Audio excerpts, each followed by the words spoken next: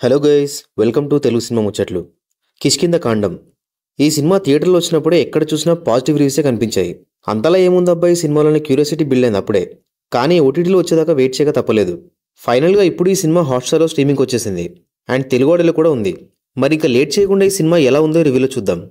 Basic story ఏంటంటే, Ajay forest డిపార్ట్మెంట్లో work చేస్తూ ఉంటాడు. అపర్ణని రెండో పెళ్లి చేసుకుంటాడు. సేమ్ అదే టైంలో అజయ్ ఫాదర్ అయిన అప్పు పిల్లై గన్ మిస్ అయిందని పోలీసులు ఇంటికి వస్తారు. ఇంకో పక్క అజయ్ కొడుకు కొన్ని ఇయర్స్ బ్యాక్ మిస్ అవుతాడు. ఇవన్నీ ఎలా కనెక్ట్ అయ్యాయనేది సినిమాలో చూడాలి. ఓకే, సినిమా డీసెంట్గా ఉందంతే. మన ఈ రివ్యూస్లో లేపినంతైతే అనిపించలేదు సినిమా. కాకపోతే సినిమా ప్రిమేస్ అంతా ఫారెస్ట్లో ఉండడం అండ్ స్క్రీన్ ప్లే వల్ల కొంచెం డిఫరెంట్ డ్రామా థ్రిల్లర్ అనిపించింది. ఫ్లాస్ ఉన్నాయి సినిమాలో, అన్నీ చాలా డీటెయిల్గా మాట్లాడుకుందాం. సినిమా చాలా స్లోగా స్టార్ట్ అవుతుంది.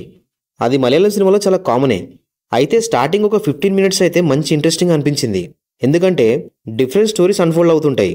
లైక్ హీరో స్టోరీ ఒకటి, హీరో ఫాదర్ స్టోరీ ఒకటి అండ్ హీరో కొడుకు మిస్సింగ్ స్టోరీ ఒకటి. ఇవన్నీ చూశాక నెక్స్ట్ ఏం జరుగుతుందో అనే క్యూరియాసిటీ అయితే క్రియేట్ చేసింది.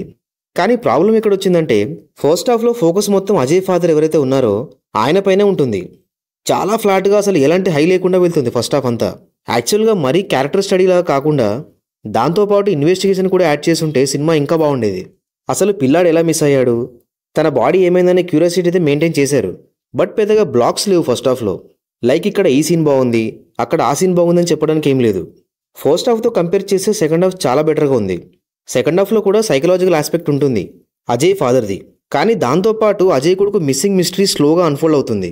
ఎవరు చేసి ఉంటారని మనం గెస్ చేస్తూ ఉంటాం. బట్ మనం గెస్ చేసింది క్లైమాక్స్లో ఉండదు. అది చాలా బాగుంది. సెకండ్ హాఫ్లో పోలీస్ ఇన్వెస్టిగేషన్ కన్నా అపర్ణ చేసే ఇన్వెస్టిగేషన్ బాగుంటుంది. ఓవరాల్గా కిష్కింద కాండంని ప్రాపర్ థ్రిల్లర్ అనలేం. ఎందుకంటే మిస్టరీ థ్రిల్లర్తో పాటు ఫ్యామిలీ డ్రామా కూడా ఉంది. ఫాదర్ అండ్ సన్ బాండింగ్ కూడా చాలా డీప్గా చూపించారు. ఓవరాల్గా సినిమా అయితే డిఫరెంట్గా ఉంటుంది. బట్ ఫస్ట్ హాఫ్ ఇంకొంచెం ఫైన్ ట్యూన్ చేసుంటే సినిమా నెక్స్ట్ లెవెల్లో ఉండేది. మెయిన్గా మంకీస్ని స్టోరీలో చాలా బాగా బ్లెండ్ చేశారు. తెలుగు డబ్బింగ్ కూడా బాగుంది. ఇంకా సినిమాలో అడల్ట్ కంటెంట్ ఉందా అంటే ఏం లేదు. సో ఫ్యామిలీతో హ్యాపీగా చూసేయచ్చు. యాక్టింగ్ విషయానికి వస్తే ఆసిఫ్ అలీ చాలా సెటిల్గా పర్ఫామ్ చేశాడు. ప్రతి సినిమాలో డిఫరెంట్ క్యారెక్టర్స్ ప్లే చేస్తున్నాడు. తన స్క్రీన్ ప్రెజెన్స్ చాలా బాగుంది సినిమాలో. ఆసిఫ్ అలీ ఫాదర్గా చేసిన యాక్టర్ చాలా బాగా చేశాడు. సినిమాలో హీరో కంటే తనకే స్క్రీన్ టైం ఎక్కువ ఉంది అండ్ తన యాక్టింగ్తో జస్టిఫై చేశాడు కూడా. అపర్ణ బాలమురళి కూడా చాలా బాగా చేసింది. సినిమాలో చాలా ఇంపార్టెంట్ క్యారెక్టర్ తంది. ఇంకా రెస్ట్ ఆఫ్ ది క్యాస్ట్ ఉన్నంతలో ఓకే. టెక్నికల్గా సినిమా బాగుంది. యాక్చువల్గా టెక్నికల్ విషయంలో మలయాళం సినిమాలకి పేరు పెట్టలేం. సినిమాటోగ్రఫీ, మ్యూజిక్, ప్రొడక్షన్ క్వాలిటీ అన్నీ బాగుంటాయి. మెయిన్గా ఈ సినిమాలో హీరో ఇల్లు ఫారెస్ట్లో ఉంటుంది. దాంతో మెజారిటీ ఆఫ్ ద సీన్స్ అన్నీ అక్కడే ఉంటాయి అండ్ ఫారెస్ట్ విజువల్స్ అన్నీ చాలా బాగుంటాయి. బ్యాక్గ్రౌండ్ స్కోర్ కూడా బాగానే ఉంది.